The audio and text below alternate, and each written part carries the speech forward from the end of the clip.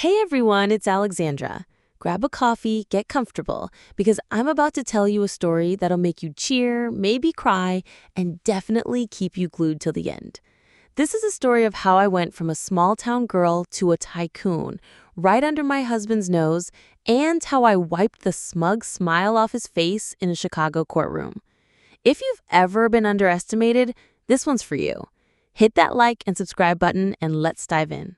It's July 2025, and I'm sitting in a Chicago courtroom, my hands folded tight to keep them from shaking. Across from me is James, my husband of 8 years, signing our divorce papers with this grin, like he's just won the lottery. His pen scratches the paper, and I swear, it's the loudest sound in the room. He thinks he's walking away free, leaving behind the trophy wife he got bored of. Next to him, his lawyer's smirking too. And in the gallery, there's his mistress, Emily, looking all smugged in her cheap coral lipstick. I'm staring at James, and he catches my eye, giving me this pitying look like, poor Alexandra, what's she gonna do without me?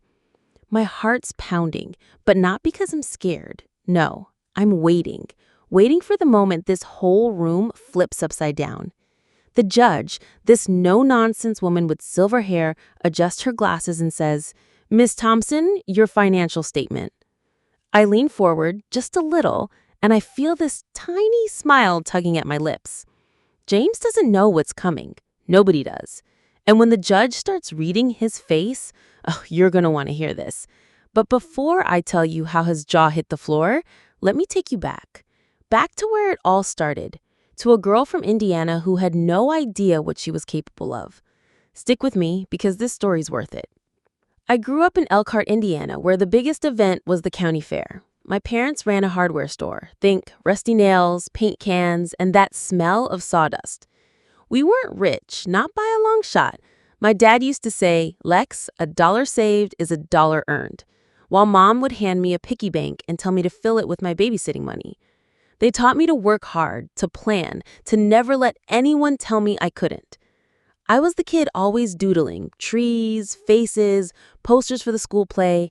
My art teacher, Miss Harper, saw something in me. She said, "You're going places, Alexandra," handing me a scholarship form for the School of the Art Institute of Chicago. I was 17, terrified, but I wanted more than Elkhart's quiet streets.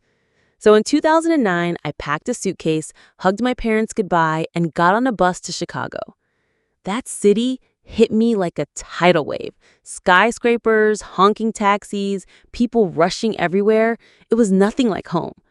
I threw myself into my graphic design classes, staying up till 3 a.m. in the computer lab, learning Photoshop, Illustrator, dreaming of my name on a billboard. I didn't have connections or a trust fund, just my parents' lessons and a savings account I'd built from summer jobs. Little did I know those habits would save me later, but I'm getting ahead of myself. Let's talk about the day I met him. It was 2015 and I was 24, freelancing for nonprofits while finishing my degree. I designed some brochures for a children's hospital fundraiser, pro bono, because I believed in the cause. I'm standing by my display in a secondhand black dress I'd made look like $1,000,000 when this guy walks up. James, 30, tall, with a smile that could light up a room. He was a finance hotshot, all charm and confidence. He says, "These designs are incredible. You've got serious talent." I blushed. Come on, I was 24 and he was smooth. We talked all night about art, ambition, life. He called me my small town gem. And I fell hard. Dates turned into weekends into a proposal in 2016 on a yacht under a Chicago sky full of stars. I said yes before he finished asking. We got married in 2017, this big, fancy wedding at a hotel downtown. I felt like a princess. But here's where it gets tricky. James started changing, or maybe he was always that way and I was too starry-eyed to see. He'd say things like, "You don't need to work, babe. I make enough for both of us." At first, I pushed back. I love designing, creating something from nothing. But he'd roll his eyes, call my freelance gigs cute. Slowly, I stopped taking clients, started hosting his dinner parties, wearing the dresses he picked out. By 2019, I was Alexandra Thompson, trophy wife. And I hated it. But what James didn't know, I was watching, waiting. And when I found out what he was doing behind my back, everything changed. It started in 2020. James was staying late at the office, always with some excuse about big deals. His texts got short, his kisses perfunctory. I'd ask, "Everything okay?" And he'd snap, "You're overthinking, Lex." But I wasn't. I found a lipstick stain on his collar one night. Coral, a color I'd never touch. My stomach dropped, but I didn't cry. Not yet. Then in 2021, I saw them. I was running errands near his office, and there he was at a cafe laughing with a woman, Emily, his coworker. Their hands brushed, their smiles too close. I stood there, frozen, my heart pounding like it might break through my ribs. I could have stormed in, made a scene, but my parents' voices echoed in my head. Plan, Lex. Don't just react. So I went home, poured a glass of wine, and made a choice. I wasn't going to be the wife who begged. I was going to be the woman who won. That night, I pulled out my old laptop, the one James never touched, and started freelancing again. I used a pseudonym, Allie Marie, a nod to my middle name. My first gig was a logo for a local bakery, then a website for a startup. Each job felt like a brick in a wall I was building, a wall James couldn't see. I was done being his trophy wife. I was going to be something else entirely. Want to know what I did next? Keep listening, because this is where it gets good. By 2022, my side hustle was growing. I called it Thompson Creative Solutions, a branding agency for eco-friendly and women-led businesses. I rented a tiny desk in a co-working space James didn't know about, paid for with my savings, $10,000 I'd stashed from my old freelance days. I hired a team, all women I'd met at networking events, and we worked like our lives depended on it. My designs were bold, my strategy sharp, and clients loved us. By 2023, we'd landed national brands and my revenue hit 7 figures. I was careful though, paranoid even. My bank accounts were in my name only, tied to a P.O. box. I used encrypted software, kept my laptop locked. At home, I played the perfect wife, cooking for James's colleagues, smiling through his comments about my little hobbies. He'd say, "What do you even do all day, Lex? Lunch with the girls?" I laugh, nod, and let him think I was clueless. His arrogance was my cover. By 2024, Thompson Creative Solutions was worth $30 million. I opened an office in New York, invested in tech startups, bought 3 rental properties in Chicago. All while James thought I was just his arm candy. I'd catch him texting Emily, see hotel receipts in his briefcase, but I didn't confront him. Not yet.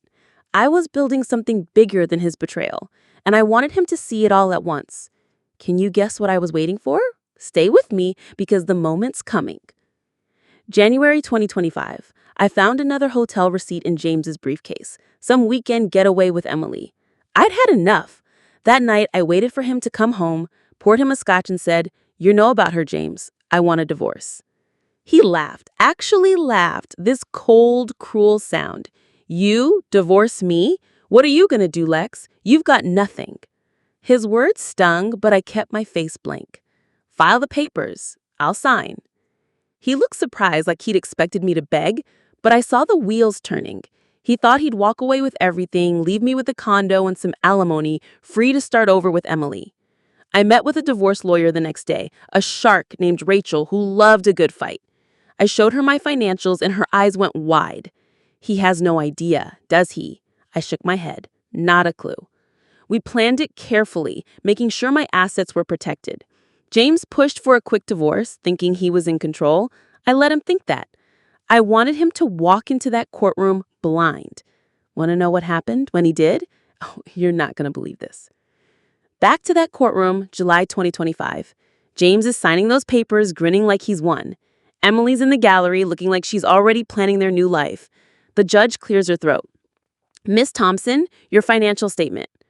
I lean forward just a little, and I feel this tiny smile tugging at my lips. James doesn't know what's coming. Nobody does. And when the judge starts reading his face, you're going to want to hear this. The judge starts reading. "Thompson Creative Solutions, a branding agency valued at $50 million. Liquid assets, $12 million. Real estate, 3 properties, $8 million combined. Investments, $5 million. The room goes dead silent. James's pen freezes, his smile gone like someone flipped a switch. His head snaps toward me, eyes wide, mouth open like a fish. Emily's hand is on her chest, her face white. I let myself smile just a little, because this is everything. The judge keeps going, listing every dollar I earned while James thought I was nothing. His lawyer is whispering, panicking, but James just stares at me like he's seeing me for the first time. The courtroom is buzzing, people whispering, but I don't care. I'm watching his world crumble, and it feels so good. "Mr. Thompson, do you dispute these figures?" the judge asks. James stammers, I had no idea, she never... His voice cracks, and I almost feel sorry for him. Almost. The judge finalizes it. I keep my assets, all $75 million of them. James gets his car, his condo, and a lesson he'll never forget.